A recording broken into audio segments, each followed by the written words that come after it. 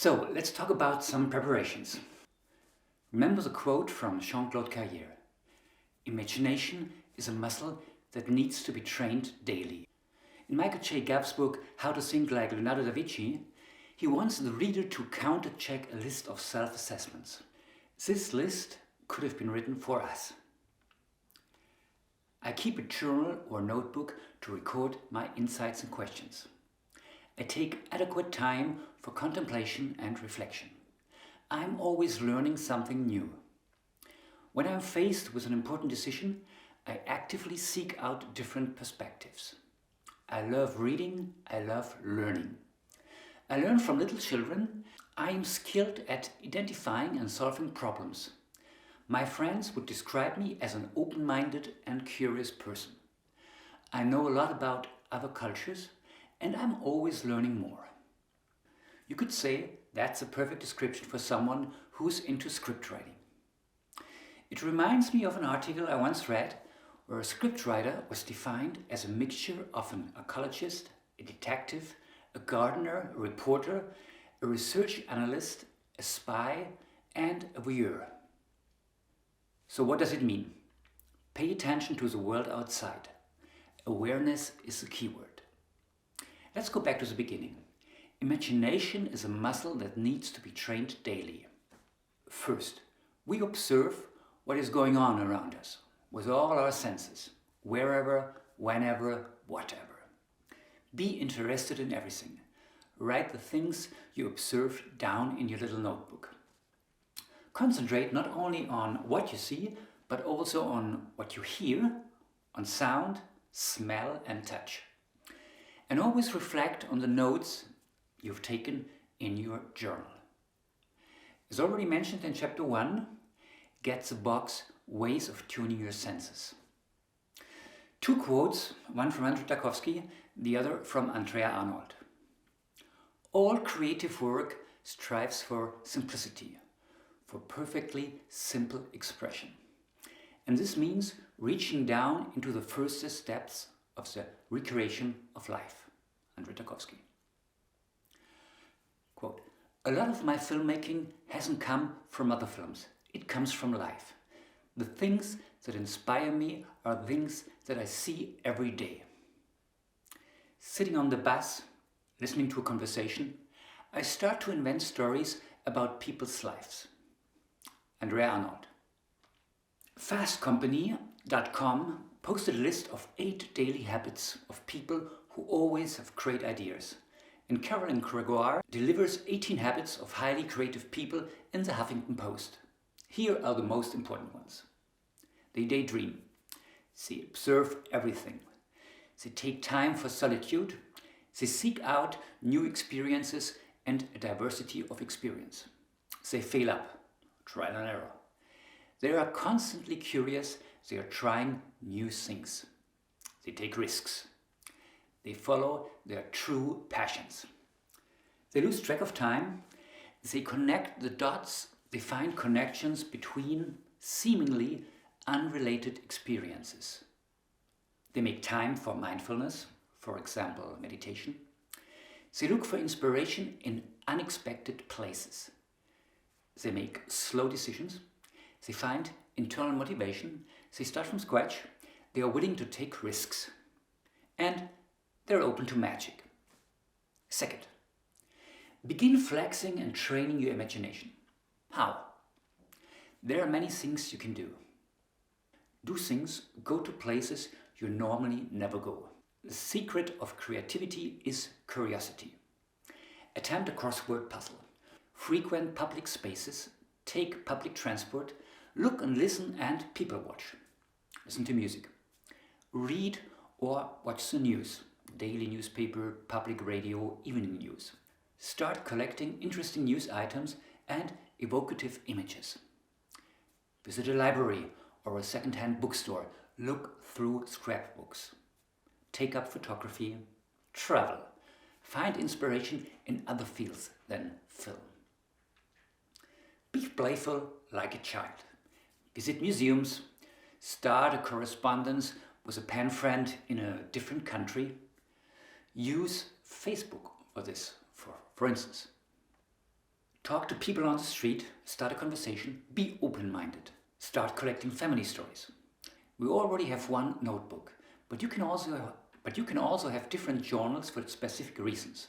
A dream journal, a daily journal, a journal for childhood stories, a journal just for dialogue, one for concepts and plots, and so on. Go to the flea market and buy old postcards with something written on them. Okay, let's now change the perspective. How do we solve problems? Arthur Koestler, in his book on creativity, believes that we deal with them in accordance with a code of rules, which enable us to deal with similar problems in the past. So when the conditions and the environment don't change, we probably won't come to the same solution, to the same answers. We're driving our train along fixed rails, according to a fixed timetable, you could say. But when the conditions and the environment are variable, we tend to create a flexible behavior. We adapt to the circumstances. But sometimes we are stuck in between. Thought runs around in circles in the blocked matrix like rats in a cage, to quote Koestler again. Then we should apply two techniques. First, we must proceed from straight thinking to thinking aside. Second, we have to practice absent-mindedness. Our whole personality has become saturated with a problem so that on some level of the mind it remains active, even while attention is occupied in a quite different field. That means we have to get away from our problem and play with a cat, for instance, so that our still active mind finds the solution by itself. Let your subconsciousness do the work. Vary your mind tools. Express a story by using different means: words, speech, drawings, recording app, photos, whatever. Each problem has a tendency to require a specific language to be solved. Change the language. Vary your mind processes. Third, find questions, not answers. Play the what-if game by starting with a single image. The game refers to a set of hypothetical situations that you layer on top of your chosen image that spur it into action. But there are actually three basic questions. What if only, and if this goes on. So frame and reframe ideas, challenge assumptions. Copy, transform, combine. Link information and ideas together. Fourth, get into visualization. Quote, visualization is a technique of imagining visual pictures. It closes off the left hemisphere of your brain and lets the right hemisphere express insights and inspirations without criticisms. Visualization also involves the exploration of pictures that come to your mind, allowing you to experience a kind of waking dream.